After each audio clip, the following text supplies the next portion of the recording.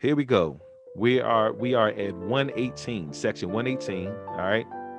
Now we unpacking this, y'all. We unpacking this. Now we get into the part where it really gets very interesting. All right. Now we want to lay out there that we all have a responsibility to our government. This is what we wanted to unpack first, right?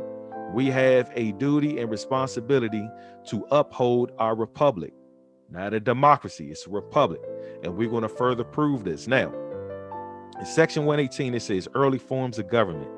It says until the 18th century, the world had little experience with republics. In the ancient world, Greece and Rome furnished early examples of attempts to form democratic governments. In Grecian cities, popular government was practiced, the free people directly making the laws. In Rome, the townsman passed laws to his own advantage, and in the so-called Venetian, Nation. Venetian, thank you, Venetian Republic, the power was vested in a few nobles. Now, it says, after the failure of many experiments in free government, the ancient world turned to monarchy, believing that the people were unfit to govern themselves. For centuries, political revolutions were struggles for better government rather than self-government. At the time of the Revolutionary War, the Republican form of government was discredited throughout the world, monarchy and oligarchy being considered the proper forms of good government. Now, 119, representative government, the great American experiment. Remember, we talked about that, Rodney. But here it goes. It says a few races qualified themselves for self-government. To establish that form of government was a long, hard struggle, which culminated in the great American experiment. The United States set up a distinct and different form of government, the product of distinct racial stocks and centuries spent in learning the principles and art of self-government. In practice, our form of government is the most nearly perfect in securing individual rights and ensuring the blessings of liberty. All right. Now it says it differs from previous forms in certain vital and fundamental principles which have come to be known as American institutions. Now, it says among these is that of self-government by representation, which is, in quotes, the golden mean between autocracy and democracy. All right. So 120 is a comparative analysis. Now, here we go. This is where it gets really interesting, y'all. So the War Department is saying this comparative analysis. All right. And it says we're going to compare and show the principal characteristics of three forms of government. Now, the first one is autocracy. Now, it says autocracy, authority is derived through heredity. People have no choice in the selection of their rulers and no voice in making of the laws. Now, I don't like how that sounds. You know, just because a person was born into royalty don't mean they'll make a good leader. You know what I'm saying? And they get to dictate all the laws. No, thank you. Now, it says it results in arbitrariness, tyranny, and oppression. And we definitely don't want tyranny and oppression. It says attitude towards property is feudalistic. Attitude towards law is that the will of the ruler shall control, regardless of reason or consequence. That's like a king. Yeah, that's the king. That's what you describe like a king, which is why they kind of smashed all of them away, because it became corrupt. Right. You're right.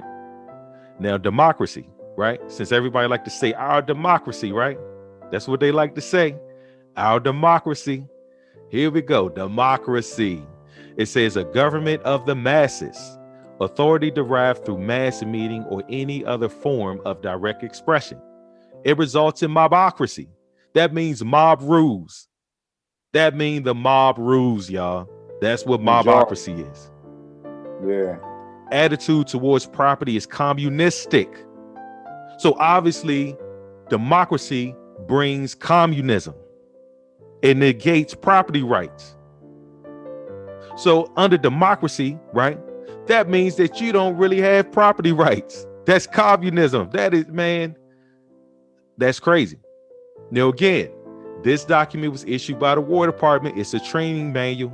I mean, a citizenship training manual, right? TM 2000-25. It was issued in 1928.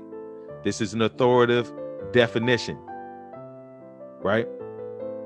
Now, it goes on and it says attitude towards law is that the will of the majority should regulate, whether it is based upon deliberation or governed by passion, prejudice, and impulse, without restraint or regard to consequences. It results in demagogism, license, agitation, discontent, and anarchy. No thank you to all of that. You know what I'm saying, Rodney? That's democracy. So democracy results in demagogism, license, right? Yeah. And that's why they're trying to get rid of the some of the idiot Democratic. They're trying to get rid of the electoral college. Yep. You know, and just want to have the popular vote, because the popular vote majority shall regulate. Yep. You know Mobocracy. So if the majority regulate, those who don't agree with the majority suffer. Is that fair? Yep. That's not fair at all. You know what I'm saying? Is that fair that the majority rule? Nope. You know what I'm saying? Rule and regulate without their compassion or without the respect of those who disagree, to just leave them alone. You know what I'm saying? So that's why they call it a mobocracy, because they mobbing up. You either gonna roll with them or they're gonna roll over you. They're not gonna allow you to have your personal rights to express, unless you have to express the way the majority express. So you know what I'm saying? Yeah, because you know what that sounds like to me, Rodney? I didn't mean to cut you off, but I was going to say this entire cancel culture on the left. You know, the liberals like to say cancel culture. We cancel you if we don't like what you're saying. That's mobocracy. That's democracy. It's the same thing. Attitude towards property is communistic, negating property rights. The world will again witness the resilience and strength of our democracy. The president rightly making claims that Hillary Clinton and the DNC were colluding with Russians to disorient our democracy. What is at stake in all of this is nothing less than our democracy. But the gravest threat to our democracy right now does not come from any foreign capital. It comes from our own. The gravest threat to democracy in America is President Donald Trump. No, thank you. Which is why you have to have a license for everything. Right? See, it results in license. Go back up to that, John. You know, that's a lot to really unpack, so they can really understand how they kind of mirror. You see how he has license. What do you mean license? So the license can neglect your property rights. Yep. And it's kind of funny because we just got a notice on our door today, just like that. We with the house that we have now, we built it, but we put it in a LLC, right? Right. So the LLC, of course, is governed by the state, governed by the town. So I have another deed transferring it from the LLC to private people, but I never recorded it, right? Right. So the fact that it's not recorded is in that LLC. I didn't renew the license to be licensed to do business in the state. You know what I'm saying? In the little town. So the fact that I didn't renew that license, they're negating my rights by saying, well, you got to leave February the 9th if you don't have a license. Irregardless whether I own the property or not, you know what I'm saying? They don't care about any type of bills. They say, well, you got to leave because you don't have a business license in order to operate the house. You know, that's democracy right there. That's democracy. So this is a prime example. I got a notice on the door today. Irregardless of the property, no mortgage, no nothing. If I don't have a business license because it's in the LLC, and we're the owners of the LLC, the registered owners of the LLC, that license that they're resting their hat on is, or to them, gave them the power to say, hey, you got to leave we're gonna shut your utilities. That's what it says. Shut your utilities off and everything if you don't have a license by a certain date. Democracy. So, yeah, so this is democracy at its finest in real time. Yep. That is crazy. Yeah, it's crazy. Crazy. Now, the people need to hear this. Republic, right? Republic form of government, which we have here in America. It says a republic. Authority is derived through the election by the people of public officials best fitted to represent them, right? So we got to pick officials that are best fitted to represent us. This is personally why, I personally don't see anything wrong with a literacy test being required to vote. But that's a whole nother story for a whole nother day.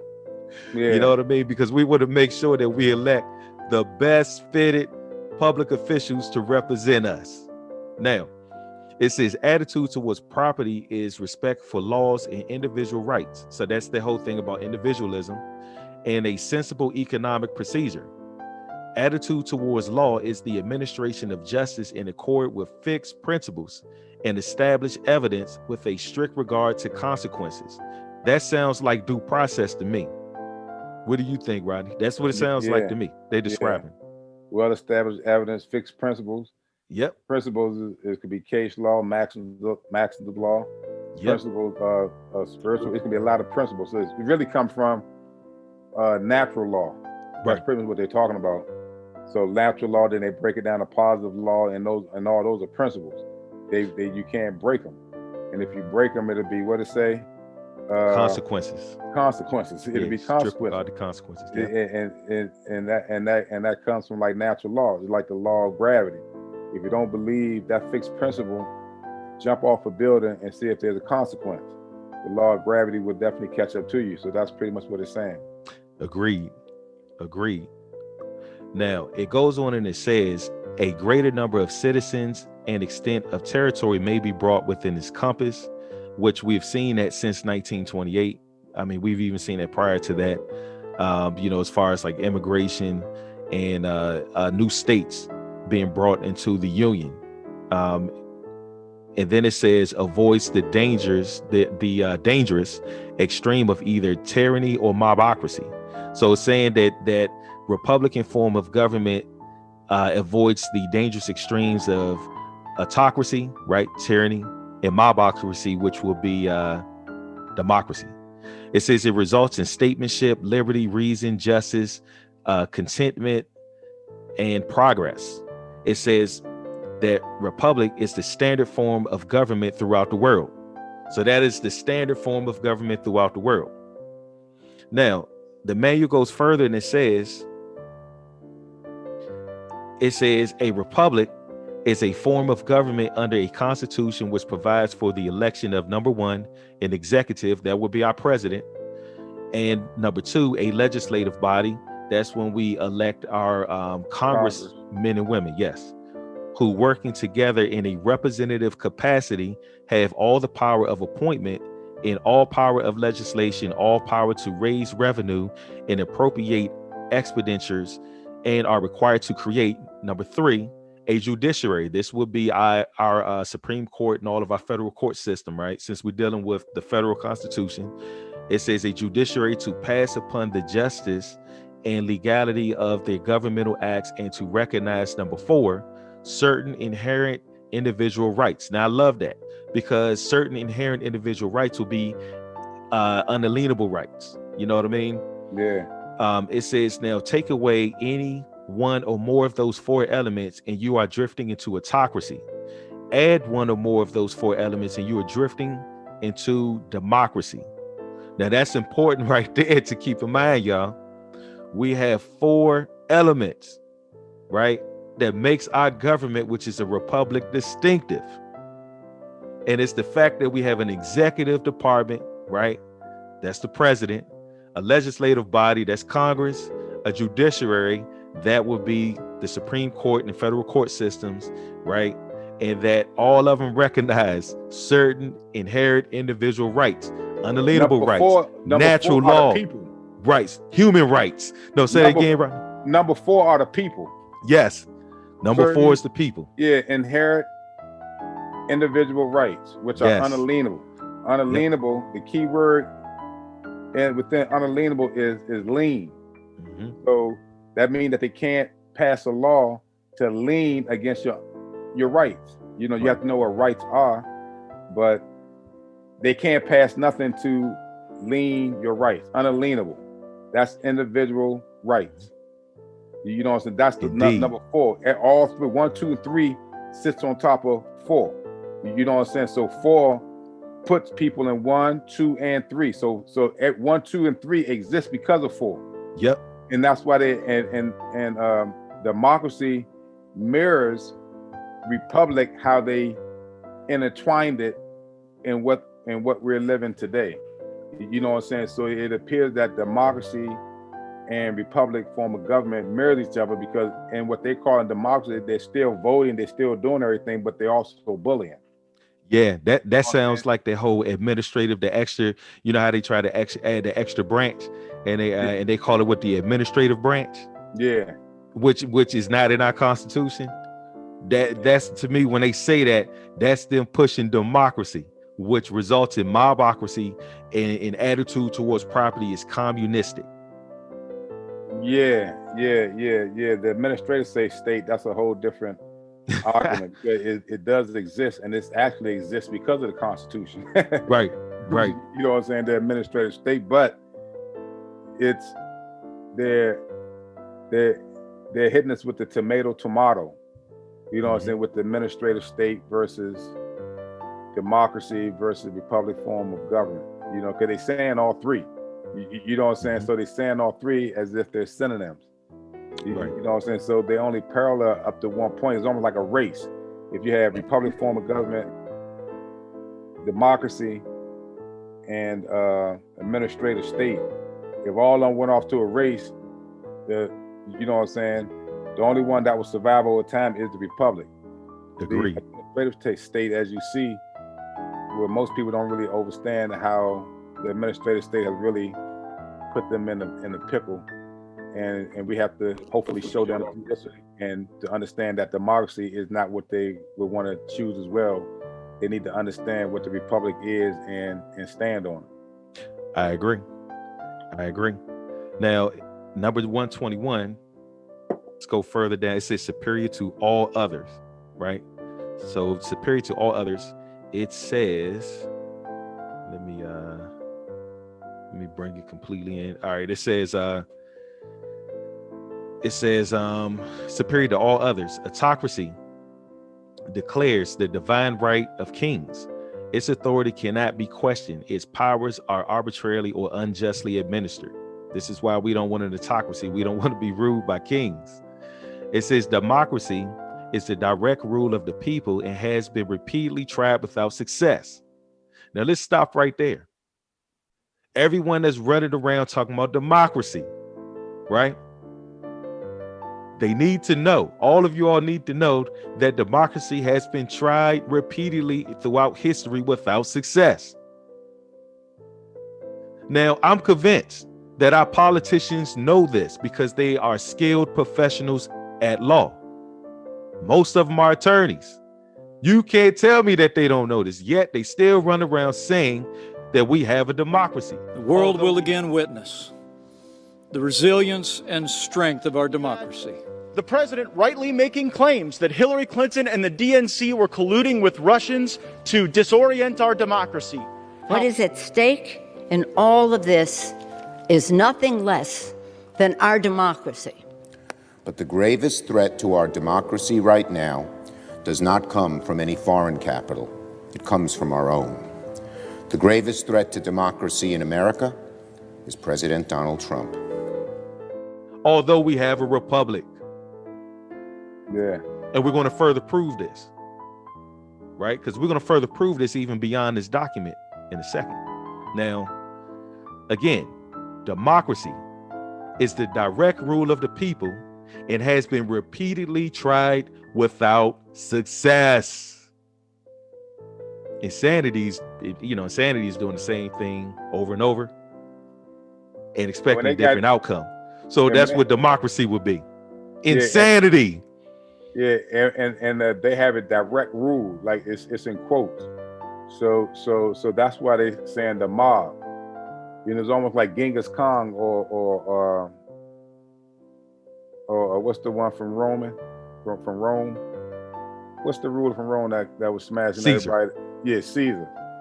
Napoleon, one of them. It was, if you look at their history, they were a mob. They started in one area and then they went to another area, gathered up, and then grew, went to another area, grew, smashed everybody that didn't agree with them. So therefore, you was almost forced to agree, and they got larger, larger, and larger. That's the mob. That's the mob. That's why it's a direct rule from that mob. You know, Yep. and those who don't want to live their life as the mob does will perish. That's democracy. Agreed. Which means that it don't work. You know what I'm saying? The people, like the regular people, they know democracy doesn't work, but they don't know that it doesn't work. Right? The reason why they know that it doesn't work because the way most of them are financially, spiritually, and morally living right now. You know what I'm saying? Just by the condition of the people in general. You I know agree. what I'm saying? That shows that democracy doesn't work. I agree. But they don't realize that that's democracy that's against them. Because they believe through following the Twitter and the Twitter and the Facebook that they can create something that they see on TV, and one day that they'll be just as rich as that 1% or that 10% of the people. Right. And 99% of the people, and that's the type of mind play that has been very dangerous over time. You know, you can really start it. They were in 1928, where they were trying to institute a moral sense of government to where it would result in fairness. Right. Right. You know what I'm saying? Despite being rooted in slavery and the system of racism and white supremacy. I agree. You know what I'm saying? These laws don't distinguish black, white, or anything like that. You know, even the Constitution of itself, there's many scholars. I ain't even going to I go in that later on. We cover that in upcoming broadcast. All right. Yeah. Go ahead. Now, all right. Now it says our constitutional fathers, familiar with the strength and weakness of both autocracy and democracy, with fixed principles, definitely in mind, defined a representative Republican form of government. They, in quote, made a very marked distinction between a republic and a democracy. All right. So they made a very marked distinction, y'all, between republic and democracy. Now, and they said repeatedly and empathetically that they have founded a republic. And that's all in quotes. So our founding fathers founded a republic, not a democracy. Now, Madison and the Federalists emphasized the fact that this government was a republic and not a democracy. The Constitution makers, having considered both an autocracy and a democracy as undesirable forms of government, the world will again witness the resilience and strength of our democracy. The president rightly making claims that Hillary Clinton and the DNC were colluding with Russians to disorient our democracy. What is at stake in all of this is nothing less than our democracy. But the gravest threat to our democracy right now does not come from any foreign capital. It comes from our own. The gravest threat to democracy in America is President Donald Trump. While a republic promises the cure for which we are seeking. And then Madison said, it says, in a democracy, the people meet and exercise the government in person. In a republic, they assemble and administer it by their respective agents. Now, our respective agents will be our elected officials. That's who they will be. So, again, our founding fathers, right? Madison, being one of the main writers of the Constitution, said it many times, and he emphasized that we have a republic, not a democracy. A republic, not a democracy. Now, it says the advantage which a republic has over a democracy consists and the substitution of representatives whose enlightened views and virtuous sentiments rendered them superior to local prejudices and to schemes of injustice. Now, that was said by Madison. Now, the booklet says, the manual says that the American form of government is the oldest republican form of government in the world and is exercising a pronounced influence in modifying the governments of other nations. Our Constitution has been copied in whole or in part throughout the earth. Now, we have the oldest republican form of government in the world. Our Constitution has been copied. Why? Because it's successful. That's why. Because it works. You know what I'm saying? It was designed to work. Yes. You know what I'm saying? But as we're going to show, we can see through the studied mind of those in law school and the intentional dumb down of the people of how we got it so intertwined now that it's crazy.